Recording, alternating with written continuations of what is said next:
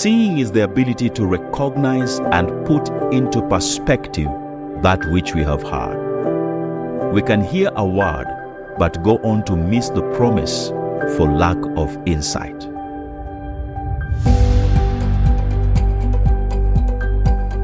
Welcome to Word of Wisdom, a podcast that seeks to rebuild and restore the true image of God in you by drawing wisdom from the scriptures and giving practical insights for their application. I'm your host, Briant Lubanga, ready to journey with you.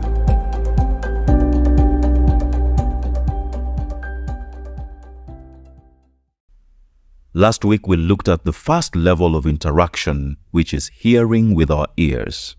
Today we look at the second word interaction level, which is seeing with our eyes. 1 John chapter 1 verse 1 says, "That which we have seen with our eyes." Beyond hearing, there must be a deliberate desire to see with our eyes. Seeing with our eyes not only makes us witnesses, it strengthens and deepens our faith in the Word. Seeing with our eyes means having a personal revelation and understanding of what we have heard. When we see the Word, it means we are having a deeper perspective of that which we have heard.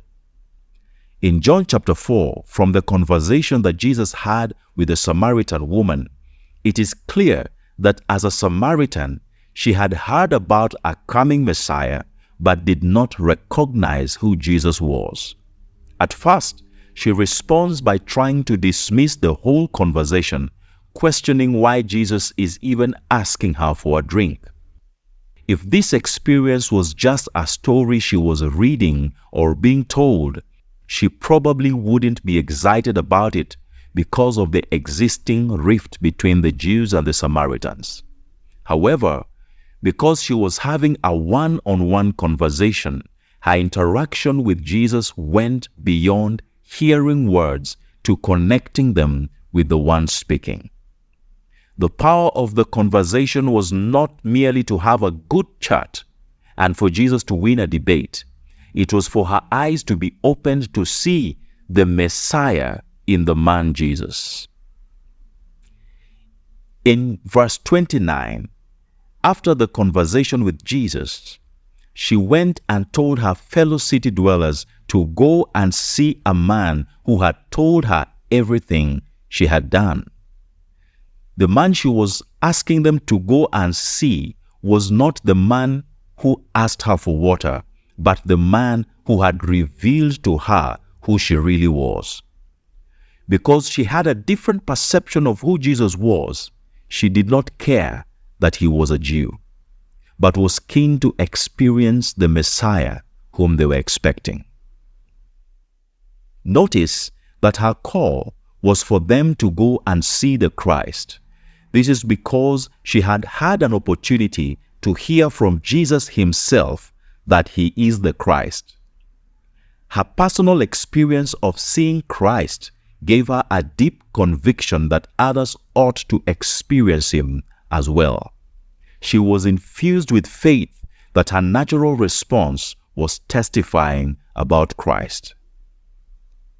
In verse 39, we see the Samaritans believing in Christ because of the word of the woman. The level of experience the woman had of not only hearing but seeing Christ was strong enough to validate him to her people, and that convicted them of the need to see him.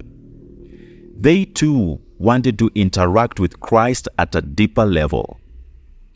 Verse 40 says that they came to him. Their automatic response of hearing about Christ was to go and see him. In the book of Numbers, chapter 13 and 14, of the 12 spies that went to check out the promised land, only 2, Joshua and Caleb, returned with a good report. None of them, up to the point of being sent, had physically seen the promised land, but had heard of it. When it came to seeing it, the 10 were not able to perceive what they had heard for lack of understanding. Instead, they saw themselves as grasshoppers by referencing the land in terms of the inhabitants rather than their need to inhabit it as their inheritance. Ultimately, they were disqualified from entering. Hearing was not enough for them, even though it was the starting point. They needed to see the land from God's perspective. As much as they knew it was the land God had promised, they did not have the courage to pursue the promise in the land. Joshua and Caleb saw beyond the giants and recognized the promise of a land flowing with milk and honey.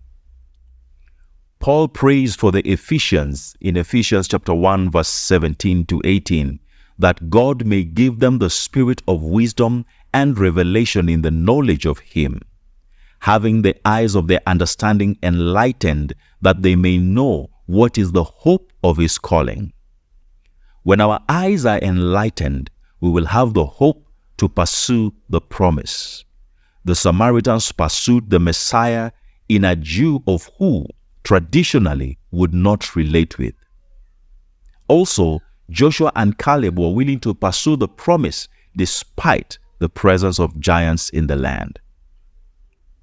In Luke 24, Jesus drew near to two people who were talking about how He had been crucified, and Jesus even expounded to them in all scriptures concerning Him. Despite all that, they still did not recognize that He is the one they were talking about. Only after Jesus had broken the bread were their eyes opened and they knew Him.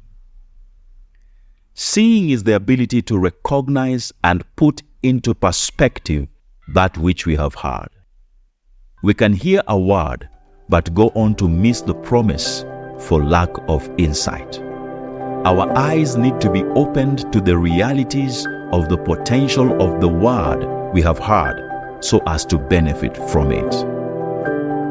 May the eyes of your understanding be opened that you may see the reality of that which you have heard.